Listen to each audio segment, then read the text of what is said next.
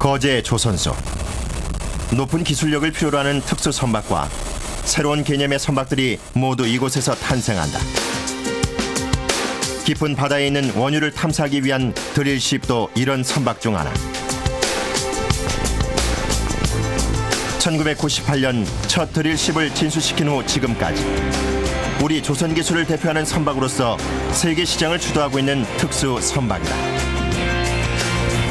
심해로 나가 원유를 시추하여 탐사하는 드릴십. 파도와 바람을 가르며 바다 한가운데서 수천 미터의 심해를 시추하는 특수한 목적에 높은 기술력이 요구되는 고부가가치의 선박이다. 2005년 이후에 그 드릴십이 약 37척 정도 발주가 됐습니다. 전체에서 37척 중에서 국내 조선업체가 35척을 수주를 했습니다.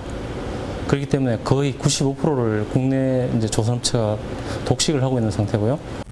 높은 기술력을 요구하는 선박이기에 극지용의 드릴십은 한 척당 약 10억 달러, 1조 원에 달한다.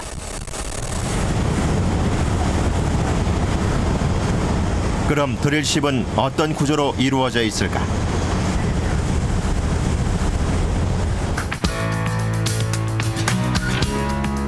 드릴십이 다른 배들과 다른 점은 무엇보다 배 위에 설치되어 있는 시추 장비. 그리고 배 밑에 달린 6개의 추진기다. 기존에는 일반 플랫폼이라서 고정식이나 이런 그 재킷 타입으로 이제 직접 그 부분에다가 해역에다가 그런 설비를 이제 설치를 하고 그것을 이제 직접 시출을 해서 그 분수이 끝나면 그 플랫폼이나 그런 설비를 해체를 하게 되는데 그렇게 해서 비용이 상당히 만만치 않습니다. 또 한 번 하게 되면 또 새로 또 장소 이동도 힘들고요. 그래서 이제 그 부분들을 이제 충분히 많이 할 수 있도록 이동식 해양 시추 설비를 만들자 해서 이제 탄생하게 된 게 해양 드릴십이 되겠습니다. 기존의 고정식 플랫폼은 설비를 설치하고 해체하는 데 드는 시간과 비용이 만만치 않았다.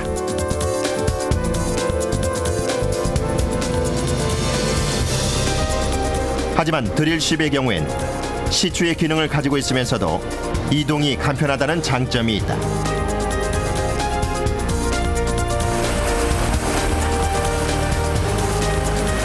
또한 인근 연안뿐 아니라 깊은 바다로 나가 시추할 수 있다는 큰 장점이 있다.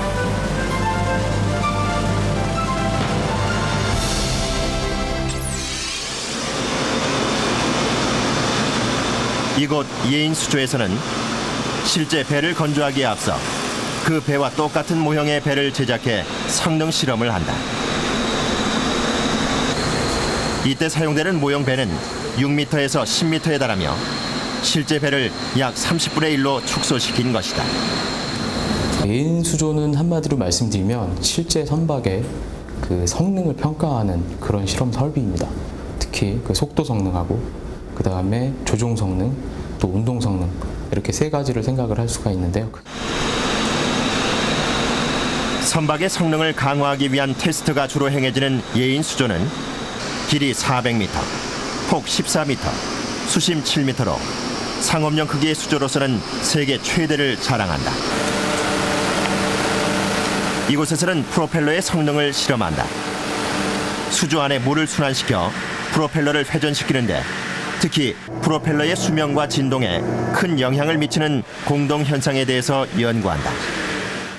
선박 뒤에서 작동하는 프로펠러의 공동 현상을 모형 시험 단계에서 얼마만큼 발생하는지를 확인하기 위한 실험을 하고 있습니다. 그러기 위해서 시험부 내부에 모형선과 프로펠러, 그다음 모형 칼을 정확하게 설치를 해서 여러 가지 각종 실험을 하고 있습니다.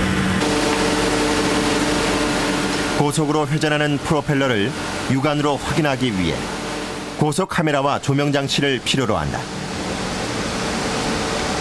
프로펠러의 성능을 향상시키기 위해 주로 공동 현상에 대해 연구한다. 이는 프로펠러 주위에 기포가 생기는 현상이다. 일반적으로 선박용 추진기가 고속으로 회전하게 되면 주위의 그 압력이 변화하게 됩니다. 특히 속도가 빨라지면서 압력이 낮아지게 되는데 이렇게 일정 압력이 일정 수준으로 낮아지게 되면 그 표면에 있는 수증기가 기포화되는 현상이 나타나게 되는데요. 이러한 기포화되는 현상 때문에 추진기 표면에 침식이 발생하거나 그러한 주위 압력의 변동 때문에 계속 선체를 가진하게 되는 힘이 발생하게 돼서 이게 결국은 선박의 진동 문제를 발생시킬 수 있는 큰 요인이 되게 됩니다. 일어날 수 있는 모든 가능성을 염두에 두고 사전에 모형 실험을 함으로써 발생 가능 위험성을 판단하고 미리 예방하는 것. 그것이 바로 공동수조인 것이다.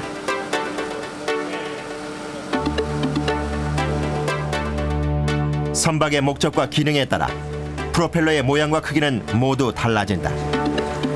또한 같은 목적과 기능을 가진 선박일지라도 그 선박의 크기와 주로 항해하게 되는 항로에 따라서도 프로펠러는 달라진다. 다양한 선박만큼 다양한 프로펠러를 사전에 실험하여 개발하는 것은 높은 기술력을 필요로 하는 특수 선박의 건조에 있어 특히 필요한 부분이다. 끊임없이 변하는 시장의 변화에 발빠르게 대응하기 위해 직접 모형 선박을 제작 실험할 수 있는 연구센터는 조선 산업의 밑바탕이 되고 있다. 일반 선박의 경우에는 주로 항주 중에, 즉 배가 달릴 때 어떤 성능을 갖는지 테스트하는 것이 주요 항목이지만 드릴십의 주요 목적은 드릴링을 하기 위해서 지속적으로 바람과 파도와 조류가 있는 상황에서 자기 위치를 유지할 수 있는지에 대한 테스트가 아주 중요한 테스트가 되겠습니다.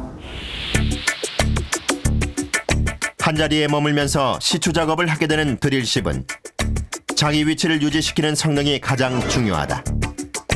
그래서 실험도 그것 위주로 행해진다. 수조관 내의 바람과 파도 그리고 조류를 동시에 발생시키면서 드릴십의 성능을 실험하게 된다.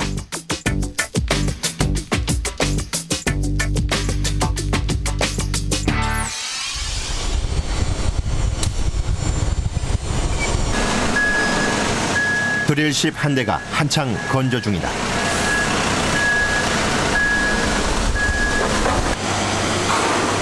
추진기가 들어갈 자리가 비어있다. 바다 한가운데 머물며 작업을 하게 되는 드릴십의 경우 무엇보다 중요한 것이 바로 이 추진기다. 일반 선박과는 달리 모두 6개의 추진기가 달린 것은 혹독한 환경에서 작업하게 되는 드릴십의 특수한 목적 때문이다. 바람이 한 거의 어느 정도일까요? 한 30m/s 정도면 한 70노트 정도입니다. 약한 태풍급 정도 되는 환경이고요. 파도를 보자면 한 8m. 그것도 거의 약한 태풍 수준의 어떤 파도가 되는데 그런 환경 속에서 배를 한 자리를 가만히 유지하면서 시추를 해야 되기 때문에 실제로는 파워가 크게 필요한 거죠.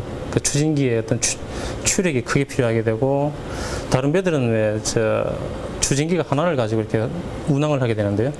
이 배는 6개가 있습니다. 추진기가 아지무스 스러스트라고 하는 360도 회전을 하게 되는 스러스트가 6대가 있는데 이 6대를 사용해서 자리를 계속 한 자리에 유지하면서 시추를 하게 되는 겁니다. 드릴십에 달려있는 6개의 추진기는 각자 360도 회전하면서 작동한다.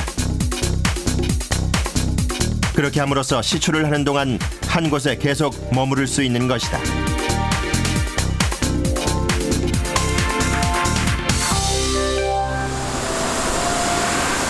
깊은 바다 한가운데서 바람과 파도 그리고 조류에 맞서 수천 미터 수심의 깊이로 파이프를 내려 시추하며 견뎌야 하는 드릴십.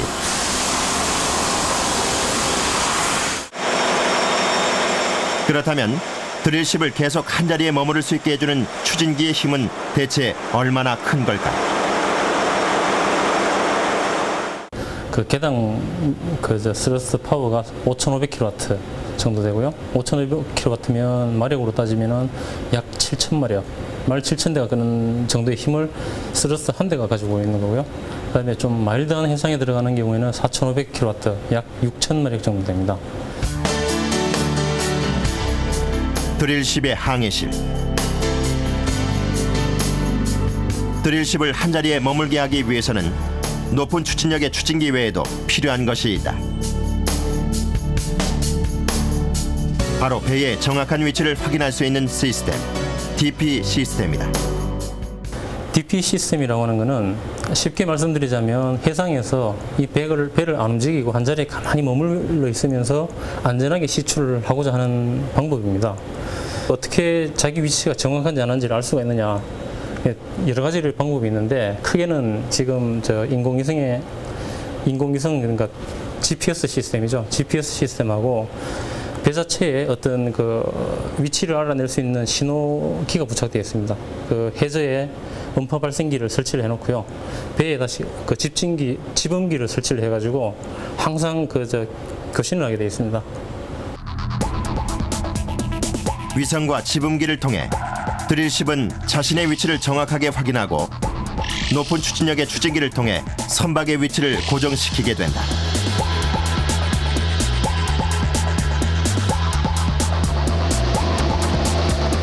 이 DP 시스템을 통해 깊은 바다 한가운데서 드릴십은 자기 위치를 1m 이상 벗어나지 않으며 안전하게 시출을 할 수 있는 것이다.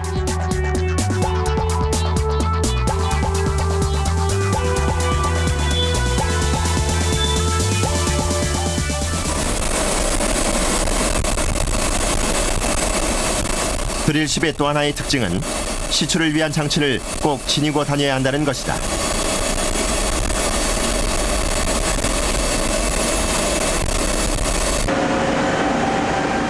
먼저 대릭이라 불리는 이 구조물에는 시출을 위한 각종 장비들이 들어가게 된다.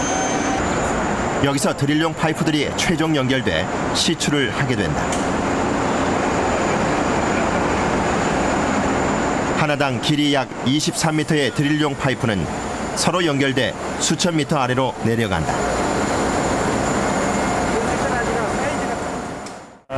여기 보이는 요 드릴 파이프를 저쪽으로 옮겨서 한 3번 정도 연결을 하고 그 연결된 드릴 파이프를 탑 드라이브로 들어 올려서 회전을 하면서 수십 미터로 그리고 지층 미터로 해서 뚫게 됩니다. 그게 그런 식으로 해서 드릴링 작업이 됩니다.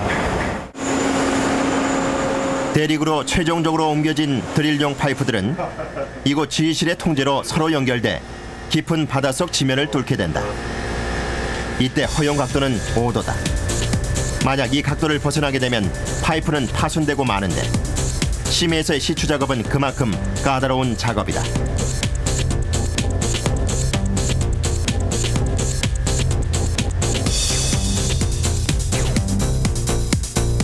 그럼 어떤 과정을 통해 시추가 이루어질까?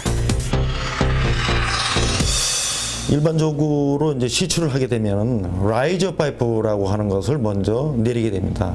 그 라이저 파이프를 내리고 난 다음에 이제 시추 파이프를 내려서 드릴링을 하는데요. 그 드릴링을 할 적에는 머드라고 하는 액체를 이용해서 드릴링을 하게 되고 그 드릴링 할 때 나오는 각종 그 부산물들을 머드가 이송을 해서 배 위에서 걸른 다음에 그 머드를 다시 투입해서 서큘레이션 하는 방식으로 드릴링을 하게 되는 거죠. 그래서 11,000m까지는 이제 드릴링을 할 수 있는 그런 설비를 가지고 있는 거죠. 시추를 하기 위해서는 먼저 라이저 파이프라고 불리는 파이프를 내린다. 그리고 라이저 파이프를 통해 드릴용 파이프를 내린다.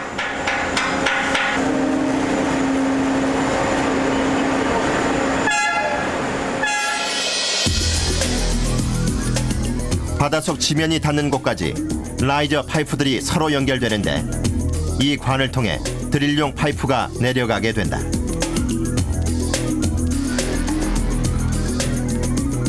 지면에서의 본격적인 시추 작업에는 머드라는 특수한 액체를 이용한다.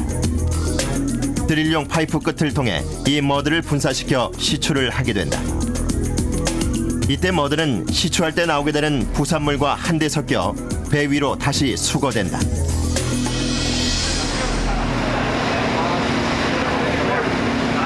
실제 시추 과정을 살펴보면 먼저 라이저 파이프들이 대릭에서 서로 연결되며 내려간다.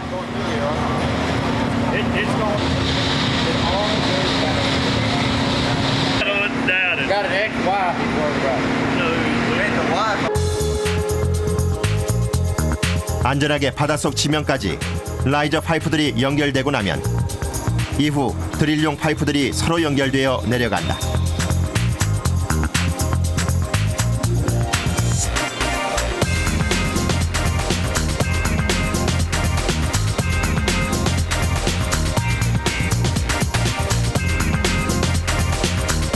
연결 작업이 끝난 뒤 본격적으로 탑 드라이브가 드릴용 파이프를 회전시키며 시추를 하게 된다. 기후 조건에 따라 달라지지만 10,000m 이상을 시추하기 위해서는 대략 70여 시간이 필요하다. 꼬박 이틀이 넘게 걸리는 것이다.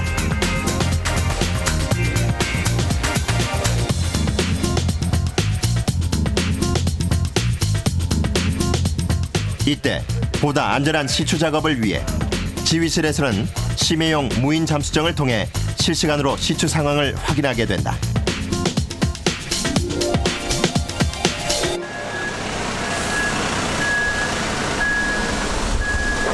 높은 기술력을 필요로 하는 드릴식. 그럼 선박의 실제 설계는 어떻게 이루어질까?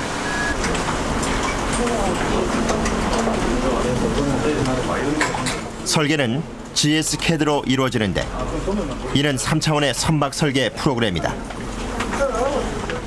요소 간의 간섭 체크에서 부딪히는 현상이라든지 이런 부분을 사전에 체크해서